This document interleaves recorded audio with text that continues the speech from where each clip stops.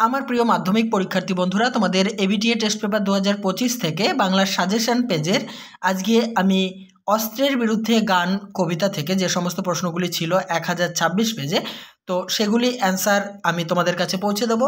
চলো প্রথম থেকে শেষ পর্যন্ত দেখতে থাকো। প্রথম প্রশ্ন অস্ত্রের বিরুদ্ধে গান কবিতা থেকে।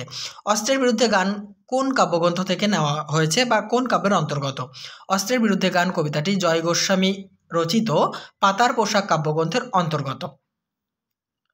এখানে না সিঙ্গেল কোটে রাখবে তোমরা, এটা আমার মিস্টেক হয়েছে, পাতার পোশাক সিঙ্গেল কোটেশনে।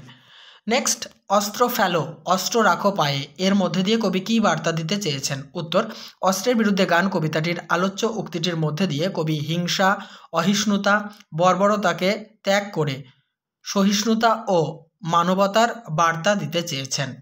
2.3, গানের বর্ম আজ পড়েছি গায়ে, গানের বর্ম পড়ে কবি কোন কাজ করতে পারেন? গানের বর্ম পড়ে কবি হাজার হাতে পায়ে উঠে এসে হাত নাড়িয়ে বুলেট তাড়াতে পারেন। 2.4, রক্ত মুছি শুধু গানের গায়ে, কথাটির অর্থ কী? অস্ত্রের বিরুদ্ধে গান কবিতায় কবি মনে করেন যে হিংসা, বর্বরতা ও অসহিষ্ণুতা সমস্ত থেকে মুক্তির উপায় গানের মধ্যে নিহিত আছে। মানে এই লাইনটির অর্থ কিন্তু এই 3 লাইন লিখতে হবে। 2.5, অস্ত্র ফেলো কোথায় ফেলার কথা বলা হয়েছে? অস্ত্রের বিরুদ্ধে গান কবিতায় অস্ত্রকে পায়ে ফেলার কথা বলা হয়েছে। 2.6, তোমায় নিয়ে বেড়াবে গান কোথায় নিয়ে বেড়াবে?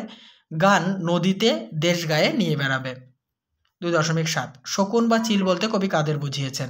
অস্ত্রের বিরুদ্ধে গান কবিতায় কবি শকুন বা চিল বলতে স্বার্থান্বেষী, অত্যাচারী, অসহিষ্ণু মানুষদের বুঝিয়েছেন। তাহলে অস্ত্রের বিরুদ্ধে গান কবিতা থেকে এই কটি প্রশ্ন ছিল যা আমি তোমাদের কাছে উত্তর আকারে পৌঁছে দিলাম। এরপরে যেগুলি রয়েছে সেগুলি খুব তাড়াতাড়ি তোমাদের কাছে পৌঁছে যাবে, ততক্ষণ আমার ইউটিউব চ্যানেলটি ফলো করতে থাকো।